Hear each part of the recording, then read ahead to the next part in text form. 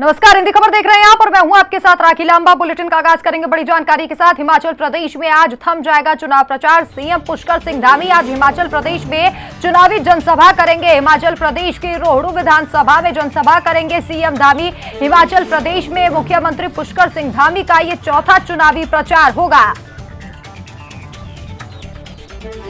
तो सीएम पुष्कर सिंह धामी आज हिमाचल प्रदेश में चुनावी जनसभा करेंगे। आपको बता दें कि आज से चुनाव प्रचार का शोर भी थम जाएगा। मुख्यमंत्री पुष्कर सिंह धामी पहुंचेंगे और विधानसभा पहुंचकर सभी लोगों से बीजेपी प्रत्याशी के पक्ष में वोट देने की अपील करेंगे। रोहडू विधानसभा सीट पर पहुंचेंगे मुख्यमंत्री पुष्कर सिंह धामी, सभी से अपील करेंगे। और आपको बता दें कि ये चौथा चुनावी प्रचार मुख्यमंत्री पुष्कर सिंह धामी का होगा। तमाम स्टार प्रचारक हिमाचल प्रदेश में जुट चुके हैं। अंशुमान अधिक जानकारी के लिए हमारे साथ जुड़ गए हैं। अंशुमान, क्या जानकारी मिल पा रही है मुख्यमंत्री पुष्कर सिंह धामी के पूरे कार्यक्रम को लेकर? कब तक वहां पर पहुंच जाएंगे? बिल्कुल निश्चित तौर पर राखी, क्योंकि आज चुनाव प्रचार थम जाएगा और लगातार मुख्यमंत्री पुष्कर सिंह धामी हिमाचल प्रदेश के दौरे पर रहे हैं। स्टार प्रचारक उनको नियुक्त किया गया था और अलग अलग विधानसभाओं में जो बीजेपी के प्रत्याशी बनाए गए हैं उन सबके पक्ष में उन्होंने जनसभाएं की है। क्योंकि उत्तराखंड में एक बड़ा बहुमत हासिल करने के बाद मुख्यमंत्री की छवि, बीजेपी की छवि उत्तराखंड में बेहतर हुई है और एक मिथक उत्तराखंड में बीजेपी ने तोड़ा है। उसी की तर्ज पर हिमाचल प्रदेश में भी प्रयास यही है बीजेपी का कि बीजेपी एक मिथक हिमाचल प्रदेश में भी तोड़े। इसको लेकर मुख्यमंत्री पुष्कर सिंह धामी की लगभग 12:45 पर आज एक जनसभा है, रोहडू विधानसभा है, जहां से शशि बाला जो कि भाजपा की प्रत्याशी बनाई गई है उनके पक्ष में आज वोट मांगेंगे और उसके साथ ही जनता से बातचीत होगी, जनसभा की जाएगी और जनसभा में जो भी कार्य हुए हैं उत्तराखंड के और हिमाचल प्रदेश की धरती पर जो कार्य हिमाचल प्रदेश की सरकार ने किए हैं उसको भी गिनाने का काम किया जाएगा। और प्रयास यही रहेगा कि जो बीजेपी की विचारधारा है, बीजेपी का जो एजेंडा है, उसके आधार पर जिस तरीके से सरकार काम कर रही है उससे आम जनता जुड़े और बीजेपी के पक्ष में मतदान करे। देखिए अंशुमान, चौथा चुनावी प्रचार ये मुख्यमंत्री पुष्कर सिंह धामी का वहां पर होगा। क्या लगता है कि पहाड़ से पहाड़ को जोड़ने की कोशिश की जा रही है मुख्यमंत्री पुष्कर सिंह धामी के द्वारा?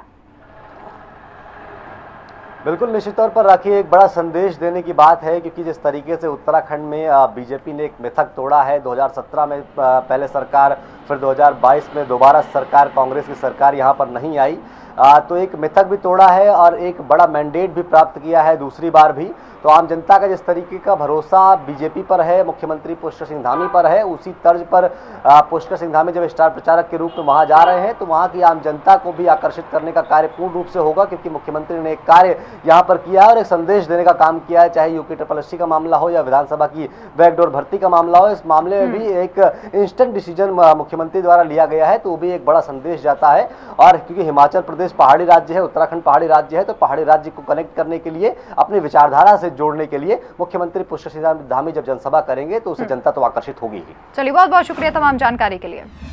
और वहीं राज्य आंदोलन का इतिहास अब प्रदेश के स्कूली पाठ्यक्रम का हिस्सा होगा। राज्य स्थापना के 22 साल पूरे होने पर सीएम पुष्कर सिंह धामी ने इसका ऐलान किया है। देहरादून में आयोजित रैतिक परेड कार्यक्रम में मुख्यमंत्री ने कहा कि जिन शहीदों और महिला आंदोलनकारियों के त्याग से उत्तराखंड राज्य बना, उनके बारे में नई पीढ़ी को बताया जाएगा और पढ़ाया जाएगा। उत्तराखंड राज्य स्थापना को 22 साल हुए पूरे। राज्य स्थापना दिवस पर सीएम धामी का ऐलान। आंदोलन का इतिहास होगा पाठ्यक्रम का हिस्सा। 2025 तक उत्तराखंड होगा देश का श्रेष्ठ राज्य।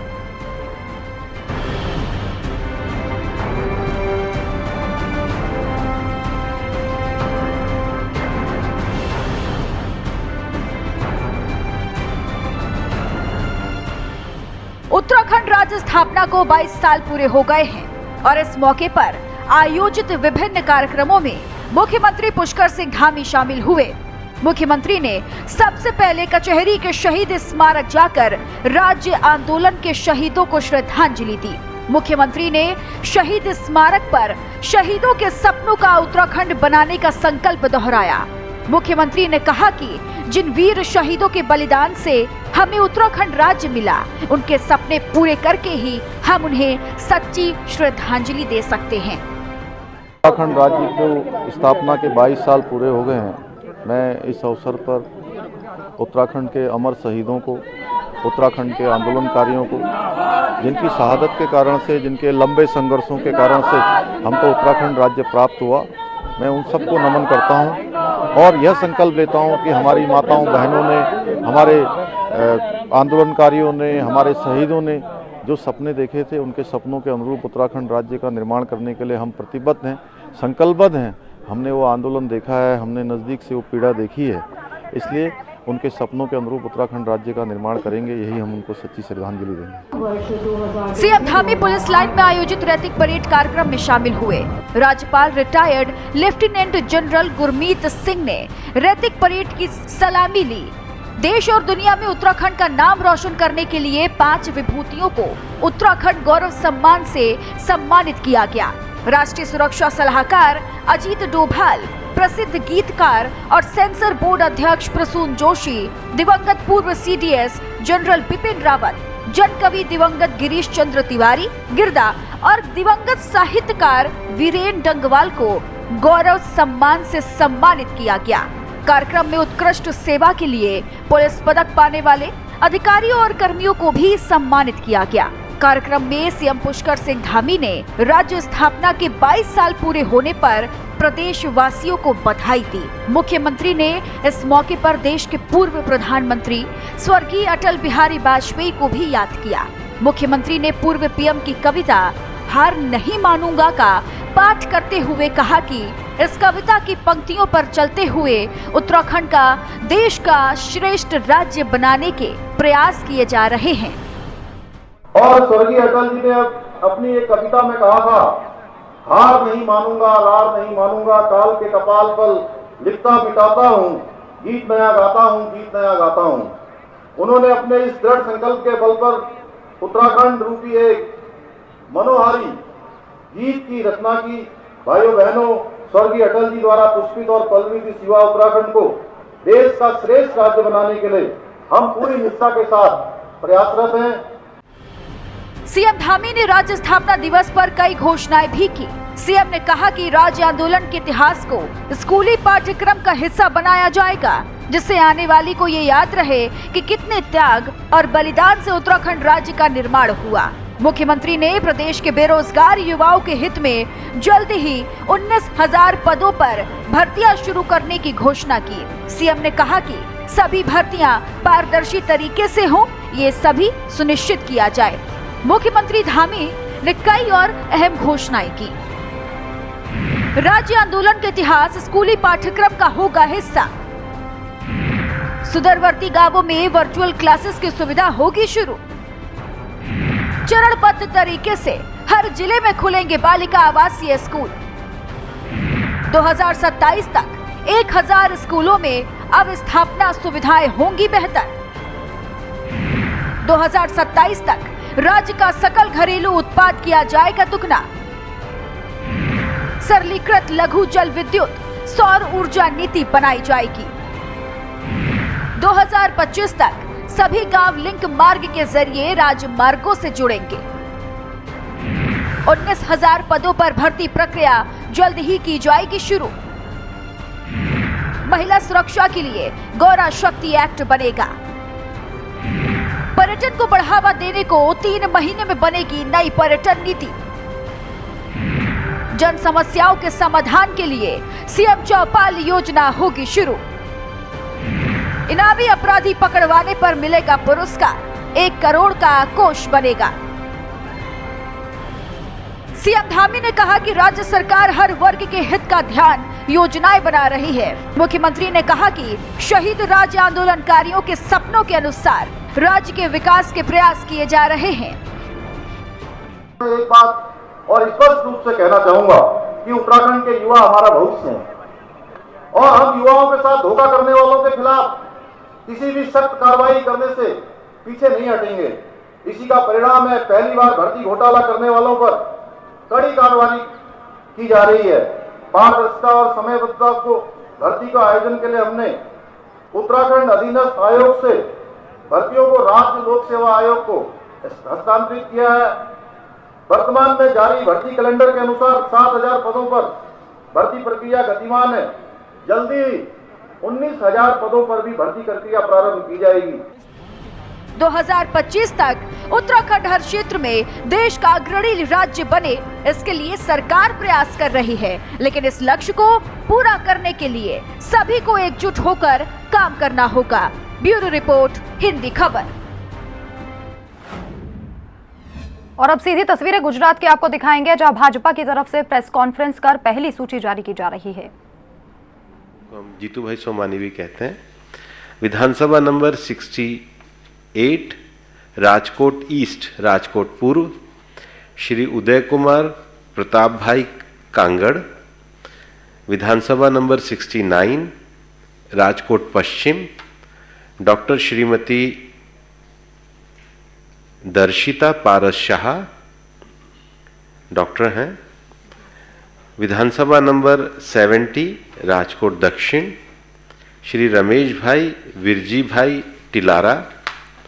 विधानसभा नंबर 71 राजकोट ग्रामीण, ये रिजर्व सीट है, अनुसूचित जनजाति श्रीमती बानूबेन मनोहर भाई बाबरिया।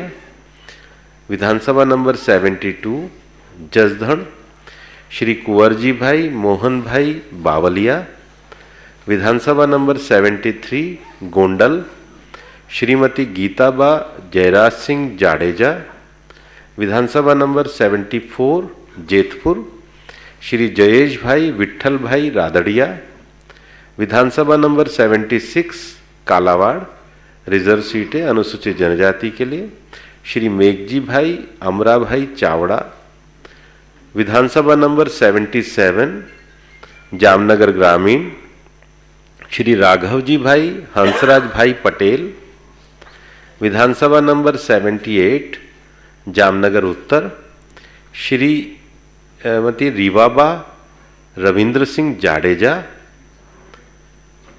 रीवाबा रविंद्र सिंह जाडेजा। विधानसभा नंबर 79 जामनगर दक्षिण श्री दिव्येश रणछोड़ भाई अकबरी। विधानसभा नंबर 80 जामजोधपुर श्री चिमनबाई धर्मशी भाई सापरिया। विधानसभा नंबर 82 द्वारिका श्री पब्बूभा वीरम्भा माणेक। विधानसभा नंबर 83 पोरबंदर श्री बाबू भाई भीमा भाई बोखरिया। विधानसभा नंबर 85 माणावदर श्री जवाहर भाई पेथलजी भाई चावड़ा। विधानसभा नंबर 86 जूनागढ़ श्री संजय भाई कृष्णदास कोरडिया। विधानसभा नंबर 87 विसावदर श्री हर्षद भाई माघवजी भाई रिवड़िया। विधानसभा नंबर 88 केशोद श्री देवा भाई पूंजा भाई मालम। विधानसभा नंबर 89 मांगरोल श्री भगवान जी भाई करगठिया। विधानसभा नंबर 90 सोमनाथ श्री मान सिंह मेरामन भाई परमार।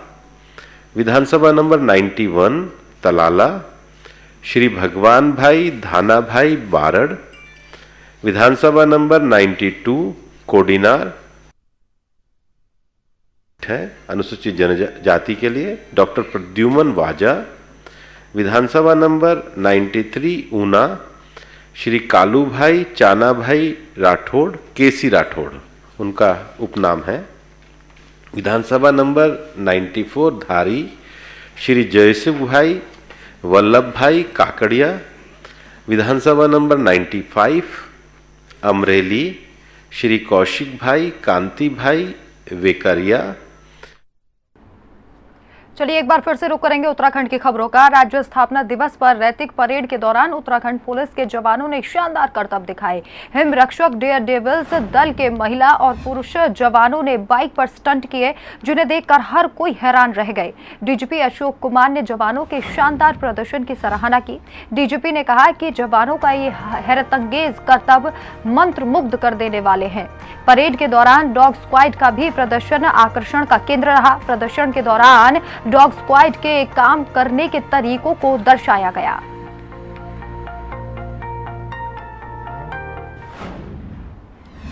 और वहीं राज्य स्थापना दिवस पर मुख्यमंत्री पुष्कर सिंह धामी ने समान नागरिक संहिता लागू करने का संकल्प दोहराया है।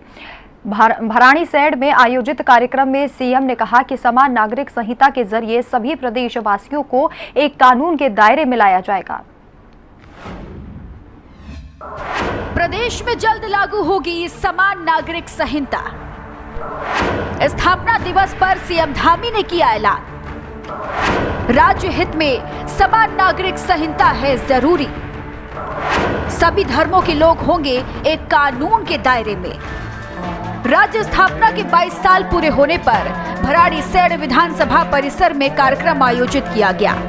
विधानसभा स्पीकर रितु खंडूड़ी भूषण और सीएम पुष्कर सिंह धामी स्थापना दिवस कार्यक्रम में मौजूद रहे। कार्यक्रम के दौरान मुख्यमंत्री ने चमोली जिले के 166 करोड़ की विभिन्न योजनाओं का लोकार्पण और शिलान्यास किया। कार्यक्रम में राज्य की लोक संस्कृति को दर्शाती रंगारंग प्रस्तुतियां भी दी गईं।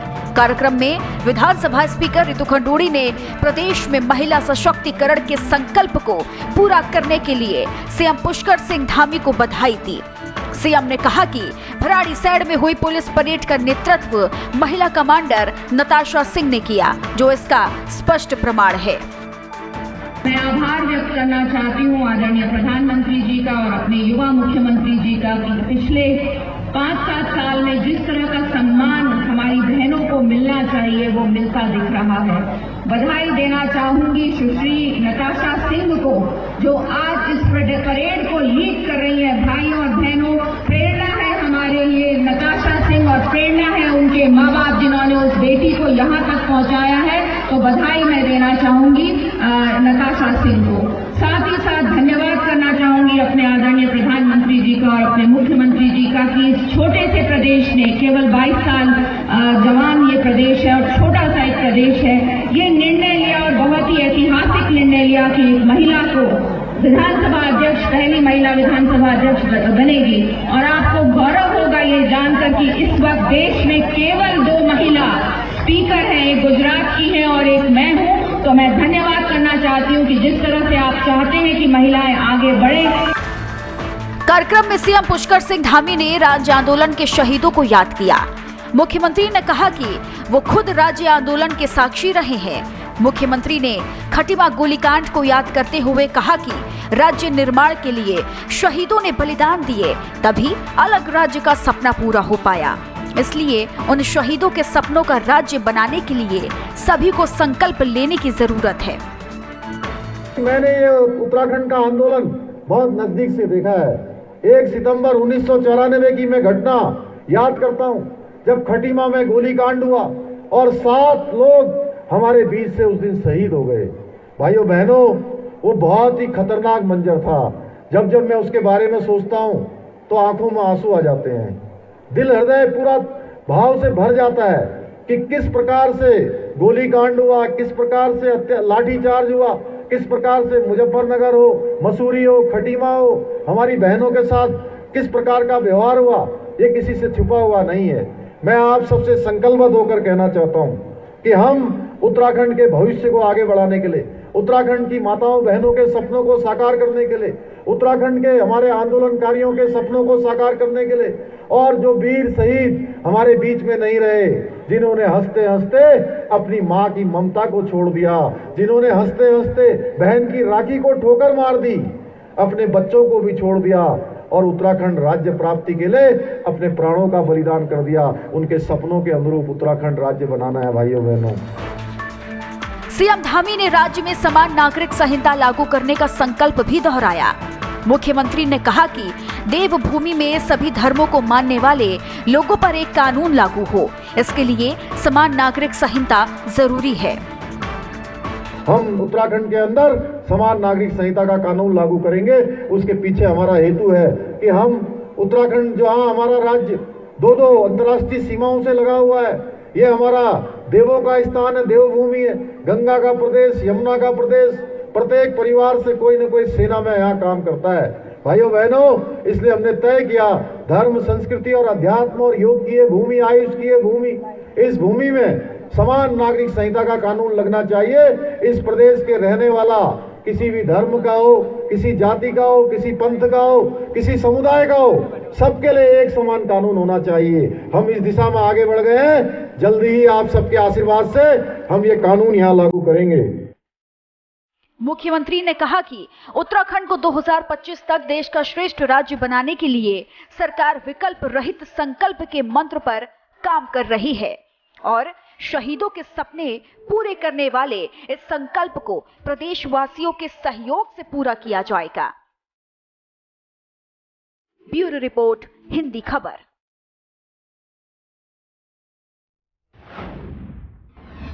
और वहीं अल्मोड़ा पहुंचे कैबिनेट मंत्री धन सिंह रावत ने मेडिकल कॉलेज को लेकर कहा है कि सरकार स्वास्थ्य के क्षेत्र में बेहतर काम कर रही है। नर्सिंग स्टाफ के लिए 300 नियुक्तियां की जाएंगी। मेडिकल कॉलेज के लिए 339 असिस्टेंट प्रोफेसरों की नियुक्ति की जा रही है। फैकल्टी की दिक्कत ना हो इसके लिए भी काम किया जा रहा है। तो वहीं मंत्री धन सिंह रावत ने शिक्षा को लेकर कहा कि शिक्षा के क्षेत्र में बेहतर सुविधा देने के लिए 5000 से ज्यादा शिक्षकों की भी नियुक्ति की जा रही है। इसके साथ ही मंत्री धन सिंह रावत ने अलग अलग विभागीय स्थलों का निरीक्षण किया।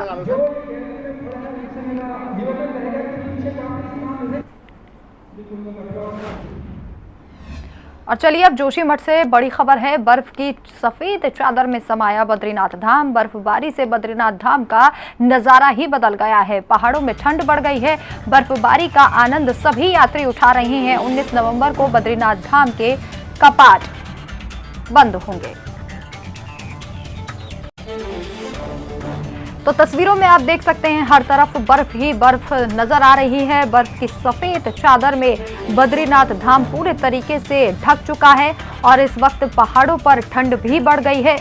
यात्री जमकर बर्फबारी का आनंद उठा रहे हैं। हर जगह पर जहां तक नजर जाएगी वहां तक बर्फ ही बर्फ नजर आ रहा है। ऐसा लग रहा है मानो स्वर्ग धरती पर बन गया हो। हर जगह पर बर्फ की सफेद चादर नजर आ रही है।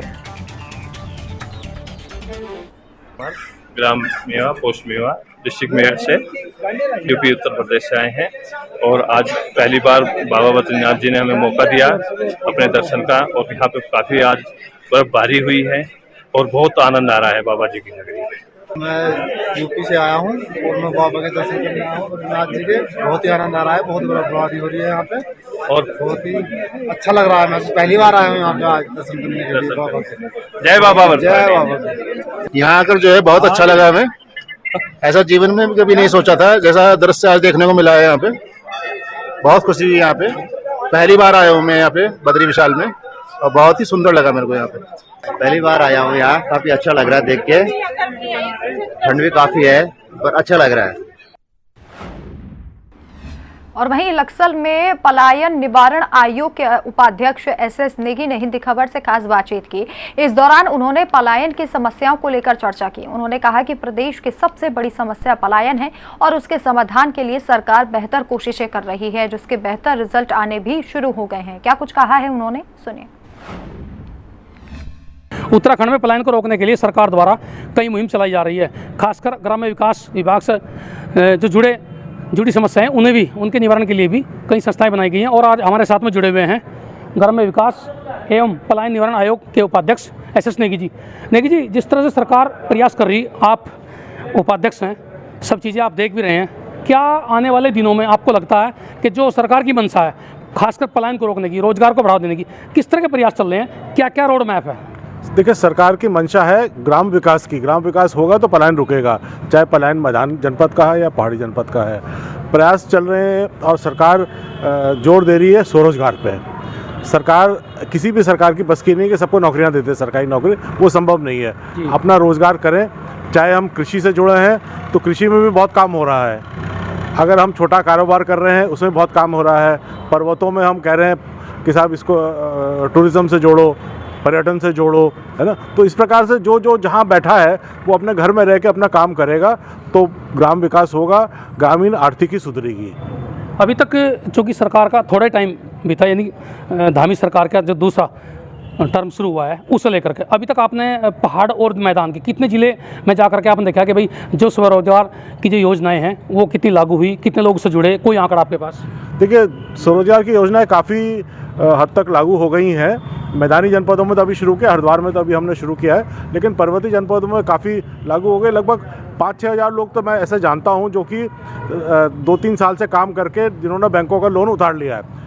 देखिए, स्वरोजगार क्या होता है कि बैंक से लोन लेना है, और असली बात ये है कि आप इतना कमा लें कि बैंक का लोन उतार लें। बैंक का लोन नहीं उतरेगा तो फिर आप जो है मेहनत करते मतलब स्ट्रगल करते चले जाएंगे। चलिए, ये एस नेगी जी जो साफ तौर पर बता रहे हैं कि जिस तरह सरकार की मंशा है वो कहीं ना कहीं खास तौर पर ग्राम्य विकास एवं पलायन निवारण आयोग यानी कि पलायन का निवारण करना है। तो चलिए, इन खबरों के साथ बुलेटिन में इतना ही। नमस्कार।